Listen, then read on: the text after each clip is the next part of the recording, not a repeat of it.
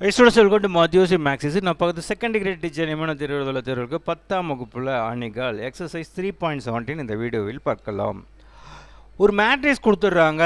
இதெல்லாம் கேட்கறதுக்கு நான் திரும்ப திரும்ப சொல்கிறது, எப்படி ஒன்றாலும் கேட்கலாம். இதை தான் கேட்பாங்கன்னு எங்கேயுமே கிடையாது, ரைட்டுங்களா? அதாவது நம்ம இதெல்லாம் கேட்க மாட்டான், ரொம்ப சிம்பிளாக இருக்குது அப்படின்னு நினச்சிட்டு போவோம். ஆனால் அதை தான் கேட்பான், அதை தான் நம்ம விட்டுருப்போம், ரைட்டுங்களா? ஓகே, இப்போ இந்த இடத்துல ஒரு மேட்ரிக்ஸ் கொடுத்துட்டான், அணி கொடுத்துட்டான். இதில் பார்த்தீங்கன்னா ஃபஸ்ட்டு கேள்வி உறுப்புகளின் எண்ணிக்கை. ஒன்றுமே இல்லை, உறுப்புகளின் எண்ணிக்கைன்னா எத்தனை ரோ இருக்குது, எத்தனை காலம் இருக்குது, ரெண்டுத்தையும் போட்டு பிறக்கிடு, அவ்வளோதான். அப்போது 1 2 3 4, 1 2 3 4, படுத்துன்னு இருக்கிறது 4, நின்று இருக்கிறது 4, அப்போ 4 நாளும் 16, முடிஞ்சு போச்சு. அடுத்தது கேட்குறது அணியின் வரிசை. ஹரிசாண்டலாக இருக்கிறது 4, வெர்டிக்கலாக காலமாக நிற்கிறது ஒரு 4, அப்போது அதோட வரிசை 4/4. இப்போ இது என்ன கேட்குறாங்கன்னா உறுப்புக்களை எழுதுக. இத்தனையாவது உறுப்பு என்ன அப்படின்னு கேட்குறாங்க. A22 அழிச்சிடலாம்.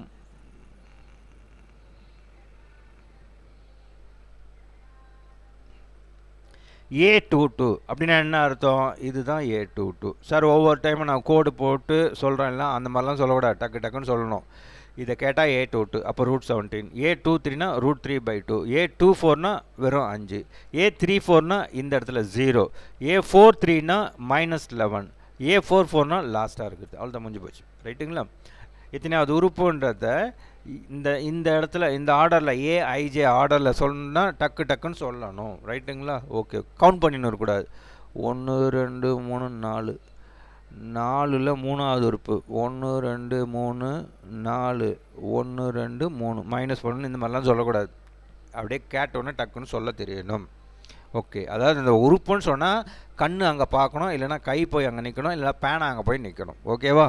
சரி, அடுத்தது 18 உறுப்புகளை கொண்ட ஒரு அணிக்கு எவ்வகை வரிசைகள் இருக்க இயலும்? நான் என்ன சொன்னேன், ஒரு நம்பர் கொடுக்குறாங்கன்னா அது எந்த வாய்ப்பாட்டில் வரும்?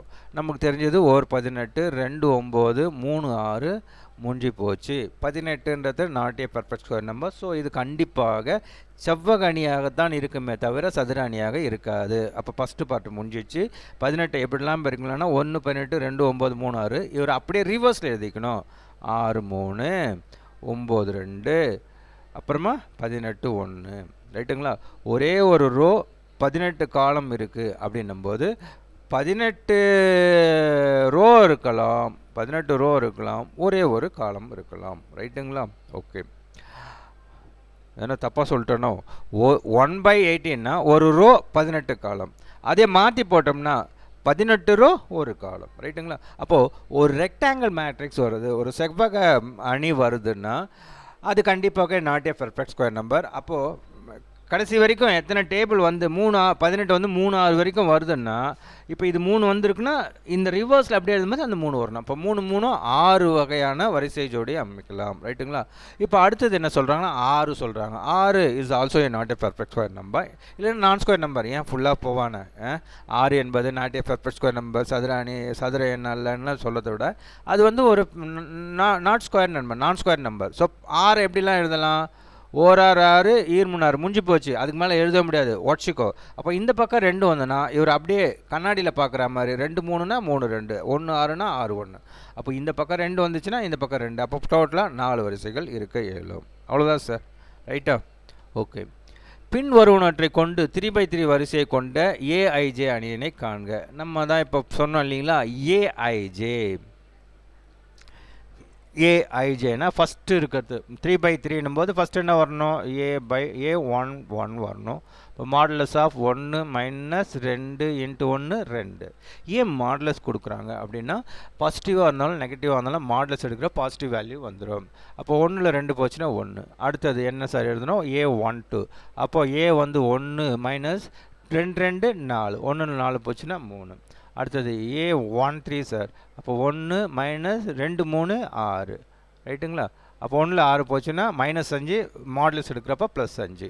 அப்போ 1 3 5ன்னு எழுதணும். அதாவது இந்த இடத்துல மேட்ரிக்ஸ் என்னவாக இருக்கும் அப்படின்னு பார்த்தீங்கன்னா, A11 A12 A13 A21 A22 A23 A31 A32 A33 ரைட்டுங்களா. அப்போது என்ன வந்துச்சு 11 12 13க்கு 135ன்னு வந்துச்சு. சிமிலர்லி 2 1ன்னு போட்டோம்னா A2 1ன்னு போட்டோம்னா 2 மைனஸ் 2 2 அப்போது 0. அது மாடலஸ் எடுக்கணும்னு அவசியமே இல்லை. அடுத்தது A22னா I வந்து 2 மைனஸ் 2 இன்ட்டு 2 4 2 4 போச்சுன்னா -2 மாடலஸ் எடுத்தோம்னா +2 அப்போ 0 2. அடுத்தது A23 சார். A23னா I வந்து 2 மைனஸ் 2 இன்ட்டு J வந்து 3 அப்போ 2 6 2 6 போச்சுன்னா -4 மாடலஸ் எடுத்தால் +4. அடுத்தது A31 சார். A31 அப்படின்னும்போது 3 மைனஸ் 2 2 3 2 போச்சுன்னா 1. இப்போது இந்த தேர்டுக்கு மட்டும் பாசிட்டிவில் தான் வரும் ரைட்டுங்களா. ஏன்னா ஐ வந்து அதிகமாக இல்லை சொல்ல முடியாது, தப்பாக சொல்கிறேன். வர அப்படியே போட வேண்டியது தான். ஐ வந்து 3 ஜே வந்து 1 அப்போ 3 இன்ட்டு 2 1 2 3 2 போச்சுன்னா 1. அடுத்தது A32 போட்டோம்னா ஐ வந்து 3 மைனஸ் ஜே வந்து 2 அப்போ 2 இன்ட்டு 2 4 3 4 போச்சுன்னா -1 மாடலஸ் எடுத்தோம்னா +1. அடுத்து 3 போட்டோம்னா 3 மைனஸ் 3 6 3 6 போச்சுன்னா -3 மாடலஸ் எடுத்தால் +3. அப்போ இதுதான் ஆன்சர் ரைட்டுங்களா. 3 3 சார் 3 3 ஐ வந்து 3 ஜே வந்து 3 3 6 3 6 போச்சுன்னா -3 +3 தானே வரும். இங்கே தப்பாக வருது. A33 அப்போது ஐ வந்து 3 மைனஸ் 2 ஜேவும் எவ்வளோன்னு பார்த்தீங்கன்னா 3 3 6 3 6 போச்சுன்னா -3 மாடலஸ் எடுத்தோன்னா +3 தானே வரணும். இதுதான் வரணும் ரைட்டுங்களா. ஐ வந்து 3 ஜே 3 6 3 6 போச்சுன்னா கரெக்ட் தப்பு சார் இது ரைட்டுங்களா. 3 தான் வரும். அப்போ 135 024 113 இதுதான் சரியான ஆன்சர் ரைட்டுங்களா. ஓகே. அடுத்தது பின்வருவனற்றை கொண்டு 3/3 வரிசையை கொண்ட அணி அப்படின்னு சொல்கிறாங்க. இதுவும் 3/3 தான். அப்போ ஃபஸ்ட்டு என்னன்னு பார்த்தீங்கன்னா A11 அப்படின்னா 1 + 1 1 + 1 2 இப்போ 2 கியூப் பை 3 2 கியூப் 8 8/3. A21 அப்படின்னா 2 1 3 அப்போ 3 கியூபு அப்படின்னு பார்த்தீங்கன்னா 27/3 கேன்சல் பண்ணிங்கன்னா 9. அடுத்தது தப்பாக சொல்கிறேன் சார். A12 sir.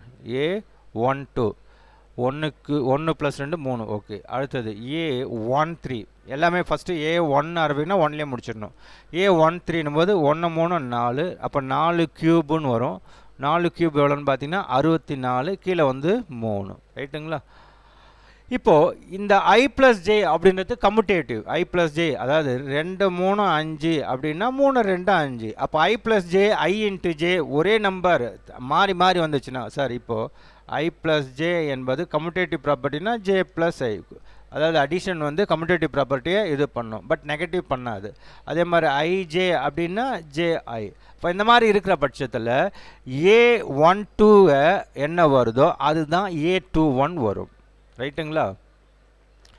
A12 என்ன வருதோ அதே தான் A21 வரும். A13 என்ன வருதோ அதே தான் A31 வரும் ரைட்டுங்களா. அடுத்தது A23 என்ன வருதோ அதே தான் A32 வரும். அப்போ அது பிராரம் போட்டிங்கன்னா இதெல்லாம் வந்துடும். அப்போ டயகனல் மட்டும் ஃபஸ்ட்டு கண்டுபிடிச்சிடணும். A11னா 1 1 2 2 கியூபு 8/3. A22னா 2 2 4 4 கியூப் எவ்வளோன்னு பார்த்தீங்கன்னா 64/3 ஓகே. அடுத்தது 3 3 A33 diagonal A11 A22 A33 அப்போ 33 எடுக்கும்போது 3 3 6 6 கியூபு 6 கியூப் எவ்வளோன்னு பார்த்தீங்கன்னா 216/3 7 ஒரு 2 72 அவ்வளோதான் ரைட்டுங்களா. ஸோ ஒரு இந்த டேர்மு நான் இந்த கண்டிஷனில் தான் இருக்கணும்னு ஒன்று கொடுத்தாங்கன்னா கொடுத்துட்டு A3/3 மேட்ரிக்ஸ் எங்கே எல்லாமே பார்த்தோன்னா ஸ்கொயர் மேட்ரிக்ஸ் தான் கொடுத்துருக்காங்க. ஃபஸ்ட்டு கணக்கும் ஸ்கொயர் மேட்ரிக்ஸ் தான். சம்டைம்ஸு ஒரு செவ்வக அணியாக கூட கேட்கலாம் ரைட்டுங்களா. ஓகே. ஏயின் நிறை நிரல் மாற்று அணியை A டிரான்ஸ்போஸ் கேட்குறாங்க சார். A டிரான்ஸ்போஸ் கேட்குறாங்க. 5 4 3 இப்படி நிற்கிறதெல்லாம் இங்கே இப்படி படுத்துனுங்கிறதெல்லாம் தட்டி எழுப்பி நிற்க வச்சுடுங்க அவ்வளோதான். அப்புறம் 1 - 7 9 நிற்க வச்சுருங்க. 3 8 2 10 எழுப்பி 3 8 2 நிற்க வச்சுருங்க அவ்வளோதான். A டிரான்ஸ்போஸ்னால் ரோவை காலமாக மாற்றிடுங்க இல்லைன்னா காலமாக ரோவாக மாற்றிக்கோங்க. எது எது ஈஸி அப்படின்னு மனசில் ஞாபகம் வச்சு. ஏன்னா ஒரு சிலர் என்ன பண்ணுவாங்க, ஃபஸ்ட்டு 5 4 3 நிற்க வச்சுருவாங்க, ரைட்டுங்களா?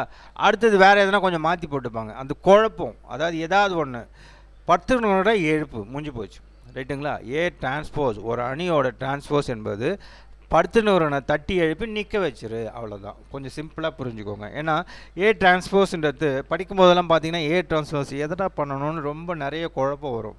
ஏ டிரான்ஸ்போஸு, ஏ இன்வர்ஸு, இதெல்லாம் ரொம்ப போட்டு போட்டு போட்டு குழப்பம், ரைட்டுங்களா? அப்போது டிரான்ஸ்போஸ் என்பது 10 தட்டி எழுப்பி நிற்க வச்சிடு, அவ்வளோதான், ரைட்டா? சரி, அடுத்தது. இப்போ இது என்ன சொல்கிறாங்கன்னா, ஒரு மேட்ரிக்ஸ் கொடுத்துருக்காங்க, அதுக்கு என்ன கேட்குறாங்கன்னா மைனஸ் ஏ பண்ண சொல்கிறாங்க. அப்போ ஃபஸ்ட்டு என்ன பண்ணணும் அப்படின்னு பார்த்தீங்கன்னா, ஒன்று எல்லாமே நெகட்டிவாக மாற்றிடு. -7, minus of minus plus 3, minus of minus plus, minus into 2 -2, minus into √3 -√3, minus into minus plus. இந்த ஏ தான் என்ன மைனஸ் பண்ணனா மைனஸ் ஏன்னு ஆகிடும். இப்போ டிரான்ஸ்போஸ்னால் 10 நிற்க வச்சுடு. எப்படி இருந்தேன்னா இப்படி ஆகிட்டேன்ற மாதிரி 10 நிற்க வச்சிங்கன்னா இப்படி வந்துடும். அப்போது ஒரு மேட்ரிக்ஸ் இது என்னன்னு பார்த்தீங்கன்னா 3/2 மேட்ரிக்ஸ். இது என்னன்னு பார்த்தீங்கன்னா கொடுத்துருக்கிறது என்னன்னு பார்த்தீங்கன்னா 3/2 மேட்ரிக்ஸ். அப்போ ஏ டிரான்ஸ்போஸ் பண்ணுறச்ச ஏ 3/2 உல்ட்டா ஆகிடுவார், 2/3ன்னு ஆகிடுவார். பாருங்கள், 1 2, ஓகே, காலம் 1 2 3, ஓகே, ரைட்டுங்களா? ஃபார் எக்ஸாம்பிள் இப்படி கொடுக்கலாம், 5/4 இதை டிரான்ஸ்போஸ் பண்ணால் என்னவா ஆர்டர் மாறும் அப்படின்னு பார்த்தீங்கன்னா 4/5ன்னு மாறும், ஓகேவா? சரி, இப்போ இது நல்லாவே நம்மளுக்கு தெரியும். ஒரு மேட்ரிக்ஸ் இருக்குது, நான் அதை டிரான்ஸ்போஸ் பண்ணுறேன், 10 நிற்க வச்சுட்டேன், ரைட்டுங்களா? அடுத்தது என்ன பண்ணுறாங்கன்னா அதுக்கு டிரான்ஸ்ஃபர் திரும்பவும் 10 நிற்க வச்சுன்னா அதே பழைய நிலைமைக்கு வந்துடுவார். ரொம்ப சிம்பிள் சார். ஏ டிரான்ஸ்போஸுக்கு டிரான்ஸ்போஸ் எடுத்தால் அதே ஏ தான் வரும். இங்கேருந்து இங்கே போனேன், திரும்பி அதே பழைய இடத்துக்கே வந்துட்டேன். அதுதான் ஏ டிரான்ஸ்போஸுக்கு டிரான்ஸ்போஸ் பண்ணால் the same matrix will come, ரைட்டுங்களா? ஓகே, அடுத்தது கீழ்காணும் சமன்பாடுகளிலிருந்து XY மற்றும் Zன் மதிப்பை காண்க. இந்த கணக்கு ரொம்ப ஈஸி சார். நீங்கள் ஒரு ஆணியம் பிடுங்க தேவையில்லை, அப்படியே X 3, Y 12, Z 3 முடிஞ்சு போச்சு, அவ்வளோதான். இது உட்காந்து சால்வ்லாம் பண்ண தேவையில்லை, அப்படியே டைரெக்டாக கொடுத்துருக்காங்க, அப்படியே எடுத்து போட்டுக்கலாம். இப்போ இதில் XY Zன்னு கேட்குறாங்க. இப்போ இதில் அப்படியே எடுத்து போடுற மாதிரி என்ன இருக்குதுன்னு பார்த்தீங்கன்னா Z 8, ரைட்டுங்களா? Z 8 தப்பு 5 + Zன்னு இருக்குது, ரைட்டுங்களா? லெட்டர் மட்டும் கண்ணுக்கு தெரியுது. ஆக்சுவலாக 5 + Z = 8, 5 + Z அதுவும் பாருங்கள், அதுவும் தப்பாக சொல்கிறேன். 5 + Z = 5, 5 + Z = 5. இந்த Z இந்த 5 இங்கே வந்துச்சுன்னா -5, அப்போ Z 0. ஓகே, முடிஞ்சு போச்சு. ஆனால் 2 ஆன்சர் கொடுத்துருக்காங்க, 4 2ன்னு வருது, 2 4ன்னு வருது. அப்போ இதில் ஏதோ ஒரு கணக்கில் ட்விஸ்ட் இருக்குது. ஃபஸ்ட்டு டைம் என்னென்னு பார்த்தீங்கன்னா X + Y, அது கூட்டினா எவ்வளோவா 6. இந்த கடைசியாக இருக்கிற இந்த A22 பார்த்தீங்கன்னா XY, அது எதுக்கு ஈக்குவல்னா செகண்ட் டைம் 8க்கு. அப்போ பெருக்குனா 8, கூட்டினா 6, பெருக்குனா 8, 4 2 8, 4 2 கூட்டினீங்கன்னா 6. அப்போது அந்த 2 எண்கள் என்னவாக இருக்கலாம்னா 1 4, அப்புறமா 2, Z நம்ம கண்டுபிடிச்சிருக்கோம் 0. ஏன் 4 2 8, 4 2 தான் 6 அப்படி ஏன் இப்படி சொல்லக்கூடாதா சார்? நான் இப்படி தான் சார் படிச்சுக்கிறேன், 8 ஈர்னாங்க 8, 2 4 6, அப்போது X 2, Y 4, Z 0. நான் இப்படி கூட போடுவேன் சார். ஓகே, போட்டுக்க.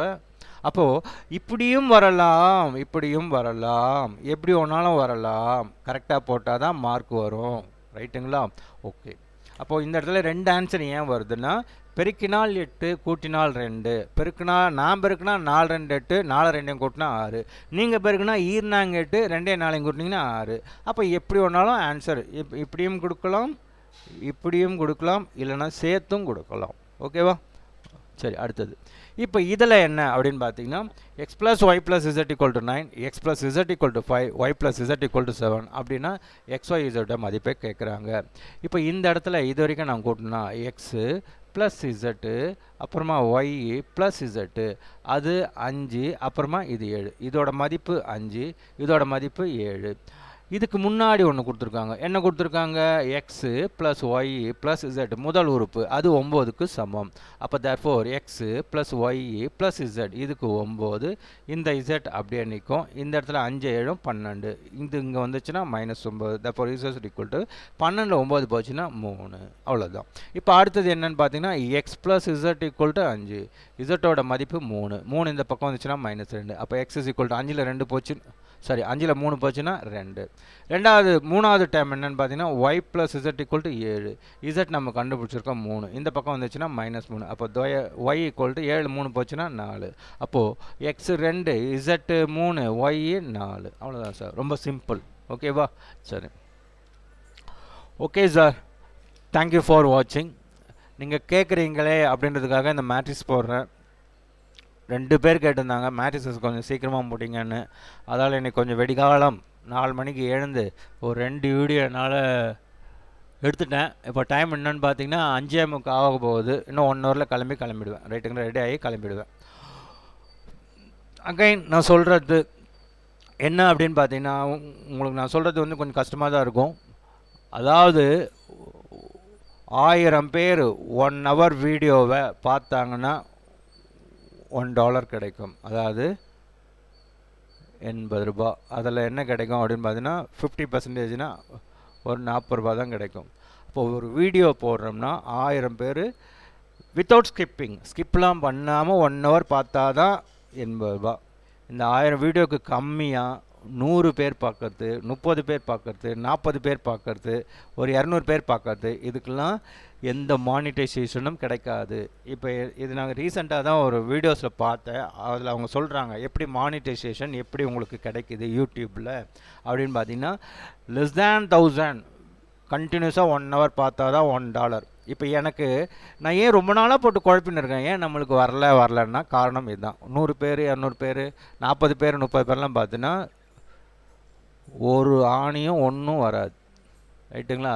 அதனால தான் எனக்கு வந்து கிட்டத்தட்ட ஒரு 2.5 வருஷம் ஆகுது நோ மானிட்டேஷன்லாம் புரியும் இல்லைங்களா? இன்னும் ஒரு பைசா கூட யூடியூப்லேருந்து எனக்கு சம்பாதிக்கலை.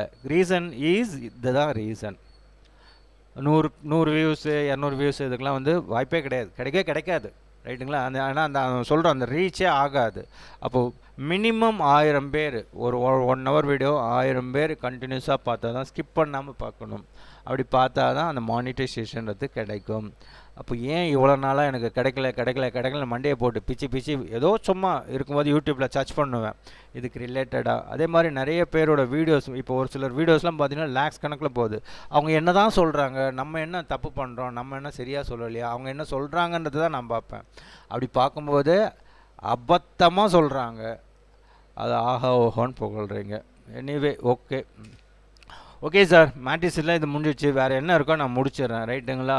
அப்புறம் ஏன்னா இருந்தால் சொல்லுங்கள், டைம் இருந்தால் நான் போடுறேன். இந்த ப்ராப்ளம் இஸ் எனக்கு டைம் இல்லை, அதுதான் உண்மையான காரணம். டைம் இருந்தால் போடலாம். ஏற்கனவே போட்டுட்டு இருக்கேன். ஒரு கிட்டத்தட்ட ஒரு 1400 வீடியோனா நீங்களே பாருங்களேன். 2 வருஷத்தில் 700 வீடியோ, ஒரு வருஷத்துக்கு 365 நாள் தான். அப்போது கிட்டத்தட்ட ஒரு நாளைக்கு 2 வீடியோஸ்ன்ற மாதிரி நான் கண்டினியூஸாக தான் போட்டு வரேன். இன்ஸ்கிரைப் ஆகலை, இதுவாகலை, வியூஸும் ஆகலை. காரணம் இதுதான். ஷேர் பண்ணுறீங்களா பண்ணலையா என்னன்னு தெரியல. என்ன ப்ராப்ளம் எங்கே இருக்குதுன்னு எனக்கு தெரியல, ஃபைண்ட் அவுட் பண்ண முடியல. எனிவே ஏதோ கேட்குறீங்களேன்றதுக்காக போடுறேன். தேங்க்யூ ஃபார் வாட்சிங்.